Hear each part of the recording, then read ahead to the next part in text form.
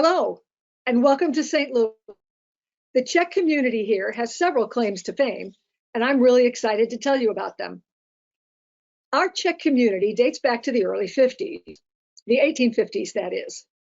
Czech immigrants came to St. Louis at that time because the Mississippi River was the best connection from ports of entry on the East Coast and also from New Orleans. A lot of Germans had already settled here, so it was easy for these new arrivals to fit in because most of them already knew the language and they were comfortable with the German lifestyle. These Czech immigrants settled on the south side of the city in an area known as Soulard, and that's where they found work in the coal mines and breweries and as craftsmen, laborers, and a few saloon keepers. One of them was Jakob Motel, who owned a tavern at 9th and Soulard, and many of the other Czechs in the neighborhood spent time there and started talking about the possibilities of organizing their own clubs and social activities based on some of the German groups already established at that time. Out of these discussions came a fraternal benefit society, the Československé podporující společnost, founded on March 4th, 1854, to provide financial support to widows and orphans and to provide some activity to the Czech community. CSPS, the organization grew and merged with other similar societies, changed its name to the Czechoslovak Society of America, and now operates as CSA Fraternal Life, based in Lombard, Illinois, which is up near Chicago. Selling life insurance and annuities and offering a variety of membership programs, CSA is the oldest fraternal benefit society in the US, just one of the claims to fame in St. Louis.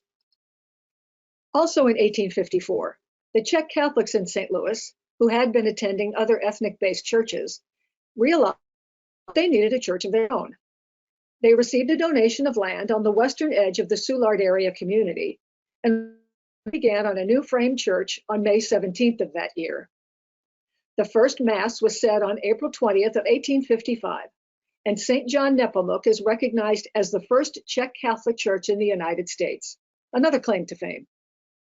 By 1868, parishioners were able to purchase property adjacent to the building, putting up a Bohemian school and eventually a rectory, convent, and church hall.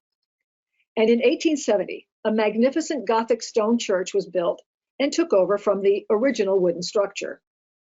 More immigrants arrived.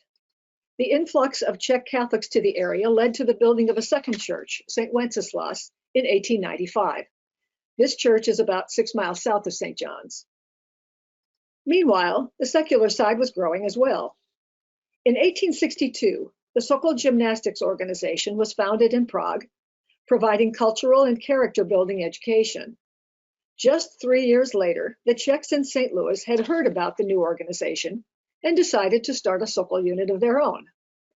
Their meeting on February 14th, 1865, marked the start of the Sokol movement in the United States. One more claim to fame. The new unit met in various locations in the Czech neighborhood, none of which were really suitable for gymnastics, until the local lodges of the CSPS started planning for a new home in the late 1880s. The Národní síň, or National Hall, built in 1889, was a large structure in the heart of the area, housing Czech fraternal lodges, social groups, and a Czech school. Standing 3 stories tall, with a large auditorium, a bar, and meeting rooms, it was soon the focal point of Czech life in St. Louis. Sokol St. Louis purchased a share in the building, but after a few years, those members decided to look for their own building, and they found one in the area at 9th and Allen and moved there in May of 1894.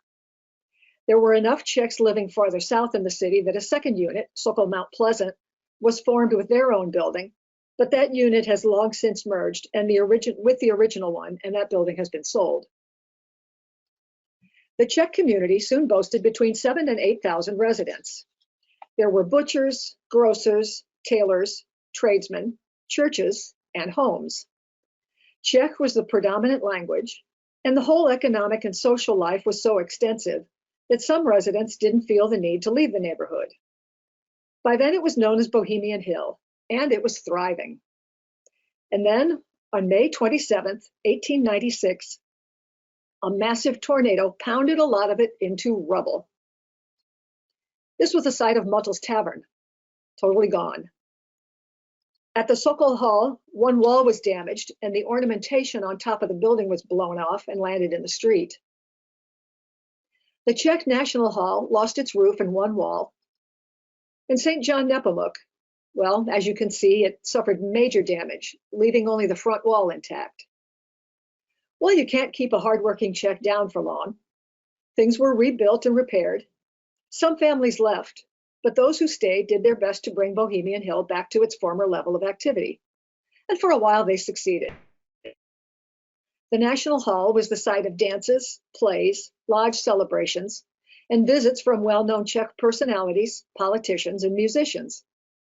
The most noticeable one took place in July of 1902, when Professor Tomáš Masaryk spoke to a gathering of about 100 Czech compatriots at the hall.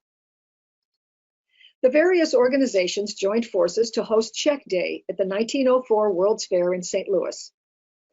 The year also featured the 50th anniversary celebration of CSPS and their convention, and Sokol St. Louis hosted a large national athletic gathering known as a slet.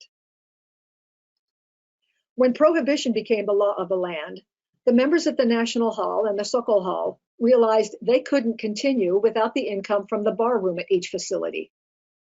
In 1922, the Sokols sold their building and moved into the National Hall, with gym classes and exhibitions becoming part of the life there. CSPS continued to grow and expand into other parts of the St. Louis area, and soon there were 7 CSPS lodges in St. Louis. Along with the Society of Taborites, the Unity of Czech Ladies, and the Czech Ladies Benevolent Society, there were 22 lodges and other clubs that were part of the National Hall. In the early 1920s, the officers of Sokol St. Louis began to look for a property in the local countryside to build a facility for the benefit of their members.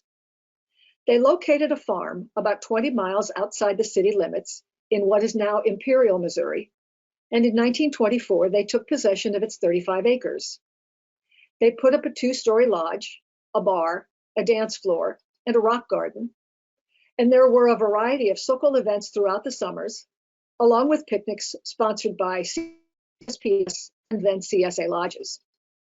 There was also a swimming pool. Now let me tell you about that pool. It was fed underground mineral spring, so it always smelled rather faintly of rotten eggs, and it was really cold, and I speak from experience. I remember how some of the older ladies would bring empty bottles and jugs, and they'd go over to the big pipe and fill them with this mineral water to take home. Very frugal of them. Pure mineral water like that goes for a lot of money nowadays. And that little concrete island was removed early on. It was considered kind of dangerous. And over the years, lots of young Sokol members learned how to swim in that pool. No, I am not in that picture. For a time, things were pretty stable in the Czech community. And then there came another major disruption to Bohemian Hill. In the early 1960s, the Department of Transportation announced plans to bring part of the new interstate system through St. Louis. St. John Nepomuk was spared, but our National Hall was right in the middle of it. It took a few years, but we found a new location. And with fundraising, plus financial support and sweat equity from our members, we built a new home for the Czechs in St. Louis. Broke ground in September of 1964 and dedicated the building in May of 1966. So that's a little bit of the history of St. Louis Czechs. Now let me tell you about what we've done recently. St. John Nepomuk stands in all its splendor. Even though it's now designated a chapel, most of us still call it a church. Statues of Bohemian saints line the aisle. Stations of the cross are in Czech. And the stained glass windows are stunning works of art. Hymns are sung in Czech. And there's a very lovely ceremony each year that features a young girl from among the families crowning a statue of the Infant of Prague with a gem-encrusted miniature crown. Just last month, the church was proud to host a concert of classical and ethnic music, featuring 2 international musicians to mark the anniversary of the beatification of St. John Nepomuk. I attended that concert. It was fantastic. Sokol Camp refurnished the rock garden, updated the main building, upgraded the bar, And each summer, for over 90 years, children of members stay there for 2 weeks of fun and activities, including swimming. And that spring-fed pool, it was replaced in the 1970s with a modern chlorine one right next to the main lodge. Members make use of the camp all season long, and there are a few events open to the public each year. And this is the American Czech Educational Center today. It's the heart of the Czech community in St. Louis. CSA lodges hold meetings and other activities. Our large gym is the site of Sokol classes and a wide variety of rentals. The bar features good Czech beer and other libations, and it's where we keep up with traditions too. For example, the Czech school was brought back after a 30-year hiatus as soon as our doors opened in the 1960s. Since then, the school board has hosted an annual Mikulášská Zabava, or St. Nicholas celebration, which now includes a pancake breakfast hosted by Sokol St. Louis. They published 3 versions of a Czech cookbook with recipes submitted by the members of the ACEC. 3 years ago, they also came up with an idea for a new group at the center called the Czech Cultural Club. This group, which is open to the public, hosts monthly presentations on Czech genealogy, history, traditions, and travel to increase everyone's knowledge of our shared culture and heritage. Recent presentations have covered the Warsaw invasion of 1968, how to use land maps in family history research, the art of Easter egg decorating, and some techniques of traditional Czech needlework. In 2009, all the groups at the center joined forces to take part in an international festival in Maryland Heights, Missouri, complete with music, an fashion show, Czech pastry sales, and a folk art booth. We also hosted tours and luncheons during the CGSI conference in 2011. Not long ago, we were featured in a segment that aired on Czech TV with music, members in Kroje, and local officers of the various organizations were interviewed about our history and our activities.